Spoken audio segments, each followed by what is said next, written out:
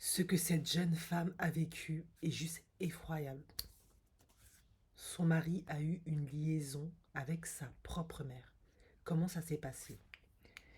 Eh bien, elle voyait des red flags, des comportements un peu particuliers, mais elle ne s'est pas tellement affolée. Mais elle trouvait que c'était super bizarre.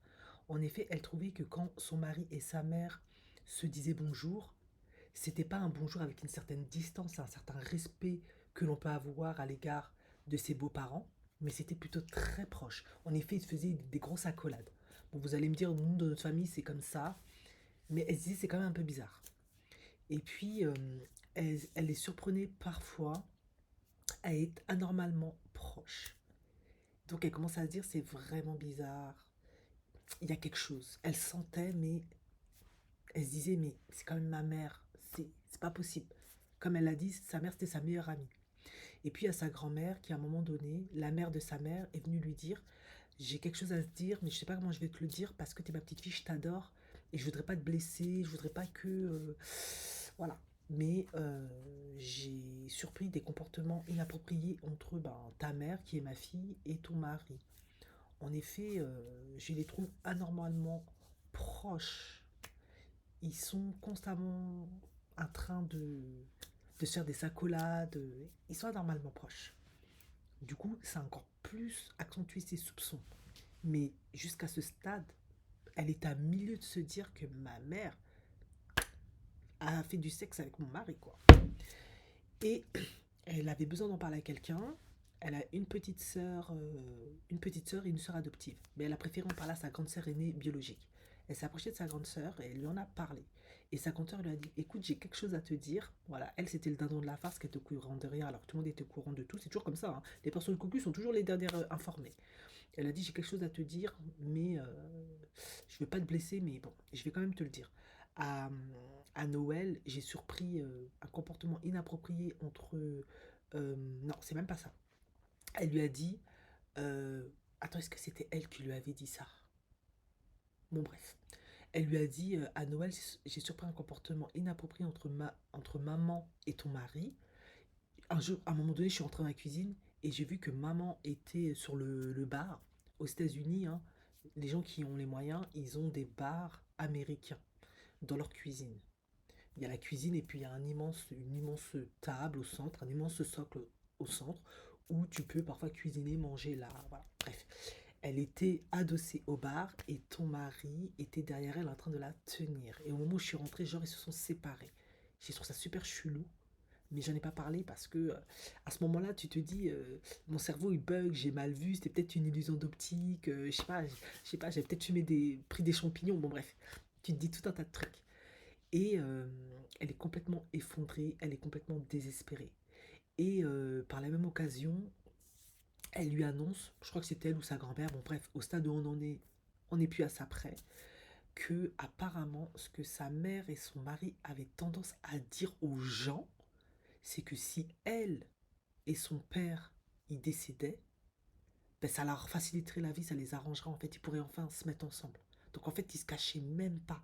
Sauf que les gens, c'est tellement choquant ce truc, parce que c'est profondément incestueux, ton beau-fils, à un moment donné, ça devient ton fils. Pour eux, ils bug, en fait, ils se disent c'est juste des jokes. Et en fait, non, c'était plutôt une prophétie révélatrice. Et du coup, elle était tellement effondrée, tellement désespérée, qu'elle a décidé d'aller voir son père pour lui en parler. Donc elle appelle son père, elle dit voilà papa, j'ai quelque chose à te dire, je vais pas bien, il faut qu'on parle. Son père elle dit viens me voir. Elle va voir son père. Et maintenant son père, elle lui annonce voilà, maman, elle a une liaison avec mon mari. Je voulais te le dire parce que c'est horrible ce qui se passe. Tu te fais tromper, je me fais tromper. Voilà. Son père il est calme, il réagit pas. Et elle trouve ça bizarre. Elle dit mais pourquoi tu réagis comme ça? Voilà, elle se dit, moi je m'attendais à ce qu'ils se sentent trahis, qu'ils se sentent humiliés, qu'ils pètent un câble, qu'ils soient dans le même état émotionnel qu'elle. Sauf que lui il reste de marbre, il reste calme. Elle se dit, c'est chelou, what's going on? Pourquoi t'es comme ça? Pourquoi t'es calme? Are you crazy? Are you psychopathe? Non, c'était pas ça. En fait, le père était déjà au courant. Il dit, bah écoute, ton mari va t'annoncer quelque chose, va voir ton mari. Calmement, au calme. Elle a dit, hein? Et c'est là où elle proteste et elle réalise, mais en fait, le père était au courant. En effet, La mère avait déjà pris les devants et elle avait annoncé la veille au soir à son mari qu'elle avait une liaison avec le beau-fils. Le père, soit il bouillait au fond de lui, parce que les hommes parfois ils veulent pas montrer qu'ils sont en colère, ils veulent être maîtres de la situation parce que comme ce sont les chefs de famille, en tout cas la plupart du temps, euh, tu dois garder les troupes, doivent garder, voilà quoi, tu dois maintenir les troupes, on va dire ça comme ça. Donc lui il restait calme. Peut-être c'est peut-être un faux calme. Il voulait peut-être pas montrer à sa fille, je gère pas, je pète les plombs. En même temps, si lui il pète les plombs, elle pète le plomb, on va pas s'en sortir. Ça va partir en vrille. Donc peut-être qu'il voulait faire bonne figure, maintenir les troupes. Mais il lui a dit calmement, va voir ton mari, il a quelque chose à te dire. Donc ils vont tous chez elle, parce qu'elle avait acheté une maison avec son mari. Ils ont deux enfants, hein, deux petites filles de 11 mois. Acheter une maison, voilà. Le rêve de tous les couples, hein. On avance, on progresse. Ils vont tous chez elle et toute la famille est là. La grand-mère, les frères et sœurs, tout le monde. Tout le monde est là. Et maintenant, elle confronte son mari. Elle lui dit, parle-moi, visiblement, tu as une liaison avec ma mère. Qu'est-ce qui se passe? Je comprends pas. Et son mari lui dit, oui, en effet, j'ai une liaison avec ta mère parce que en fait, je suis pas heureux avec toi. Tu es une mauvaise femme. Tu, tu, je me suis trompé. Je mérite mieux que toi. Et par la même occasion, hein, pour mettre la cerise sur le gâteau, j'ai plein de dettes là, de crédits de consommation, donc ça aussi il faudra régler. Ah, de sociopathe, aucune empathie pour elle, voilà quoi. Gros immature, avec plein de mummy issues. Et du coup, elle est complètement atterrée. Non, ils se sont absolument pas coupables. Pour lui, il est parfaitement légitime de fuck my mum. Normal quoi. Genre c'est the girl next door, la fille d'à côté quoi. Normal. Au calme. Non. Ah non, non, non, moi je me sens pas coupable, t'es une mauvaise femme. De toute façon, moi il y a longtemps que j'ai quitté le bateau. Moi ta mère, c'est elle qui me convient. Je mérite une femme mieux que toi. Non mais c'est quand même ta mère, non? Ah, eh, non. Elle se dit, je rêve, je suis dans un mauvais film, documentaire. Non, voilà, je sais pas, sortez les caméramans. Non, non, c'est une télé-réalité, c'est un joke. Il lui sort ça. Et là, elle comprend, bon, il faut que je me tire de cette maison avec mes gamines, parce que là, je suis dans un truc complètement toxique et malsain. Ça va pas le faire pour mes filles, en fait. Elle va mal, mais c'est une maman. Elle pense à ses enfants. Elle se dit, non, mes enfants peuvent pas rester là. Il faut que je les éloigne de ce mec. C'est juste Satan. Bref, Lucifer. Bref. Du coup, elle lui dit, écoute, ok, j'ai compris. C'est fini entre nous. Tu veux divorcer, d'accord. Dans ce cas-là, bah, tu te casses, moi je garde la maison avec les filles, tu dégages quoi. Et vous savez ce qu'il lui dit, le psychopathe? Jeffrey Dahmer, Ted Bundy. Il lui dit, non, non, non, non, non, c'est toi qui dégages, moi je garde la maison. Pourquoi je devrais partir? Je suis parfaitement légitime de rester dans cette maison, c'est toi qui dégages. Moi je garde la maison. Donc on va commencer les processus de divorce et tout. Et comme c'est une fille qui... Voilà, pour ça c'est important d'avoir un papa qui tient le cap. Parce que papa ayant gardé le son-froid, elle-même elle a gardé son sang-froid. Elle a enregistré toute la conversation. Conversation qui lui servira de preuve quand elle ira devant les avocats et qu'elle réclamera très certainement la garde exclusive de ses filles, ainsi que la maison et tout. Enfin, tout ce dont elle a le droit, parce qu'à ce stade-là, franchement, elle mérite absolument tout. Ce qui lui arrive, c'est juste horrible, cette trahison. Elle s'est complètement sentie trahie. Du coup, elle n'a pas cherché midi à 14h, elle s'est dit, ok, moi je me casse. Elle a enregistré la conversation, elle a fait 3 valises. Les petites filles, pour les préserver, il les avait mis chez la grand-mère. Donc elle a pris ses clics et ses claques, elle s'est tirée.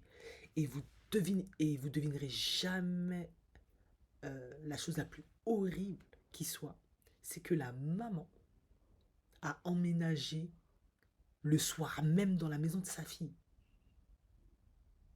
Waouh! La mère qui... et la fille était complètement... franchement, elle est traumatisée parce qu'elle disait, ma mère, c'est ma meilleure amie, je lui confiais tout. C'était mon modèle, ma source d'inspiration. Ma mère, quoi. Oui. Et en fait, ben, voilà. Elle, c'était le type de mère qui avait un complexe de Blanche-Neige. Complexe de Blanche-Neige, ben, ce sont les femmes qui ont du mal à vieillir, qui vivent leur vie à travers... en tout cas, qui se projettent beaucoup dans la vie de leur fille et qui vivent par procuration leur vie de leur fille et qui aimeraient retrouver leur jeunesse, qui sont en rivalité avec leur fille. Voilà. Ben, elle, c'était ce type de mère-là.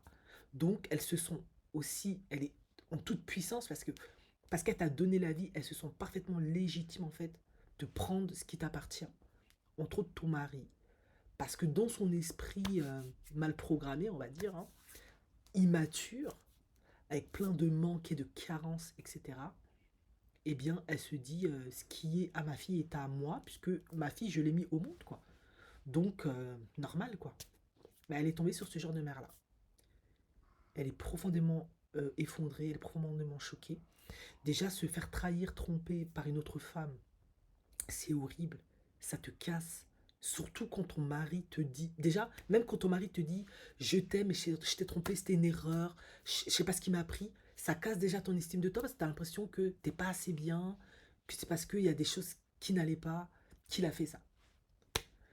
Alors, si en plus il te rajoute, c'est parce que t'étais pas une femme assez bien, je mérite mieux, t'es nulle comme femme, je me suis plantée, je préfère ta mère, plus, plus toute la cerise, la crème sur le gâteau, vous imaginez?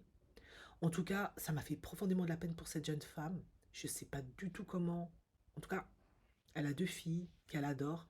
Je- Elle a comme une famille qui l'aime, même si malheureusement, comme elle l'a dit, je me suis retrouvée dans une conspiration parce que tout le monde était au courant et personne a jugé bon de me le dire. Après, je pense qu'ils ne lui ont pas dit parce qu'ils, par amour, ils voulaient la protéger et ils se sont peut-être pas légitimes de lui dire. Ils se sont peut-être dit c'est aux concernés de lui dire. C'est très compliqué. Mais ils ont quand même eu des réactions super bizarres en fait. Je trouve que cette mère, elle est beaucoup trop.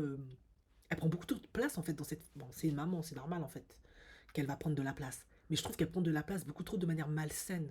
Parce que c'est comme si d'une manière tacite, tous les restes du membre de la famille avaient accepté cette infidélité avec le beau-fils.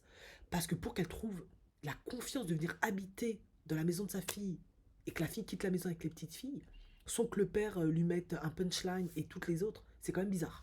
Je trouve ça complètement malsain, tordu. Ils sont complètement soumis à cette femme, ils sont complètement sous son emprise, hein, c'est le cas de le dire. Elle est complètement diabolique, hein, complètement toxique. C'est vraiment une perverse en fait. Parce que c'est de l'inceste en fait. Dès l'instant où ta fille couche avec un homme et toi tu couches avec cet homme, ben, c'est de l'inceste. Tout simplement. Du coup, je me demande comment elle va se reconstruire.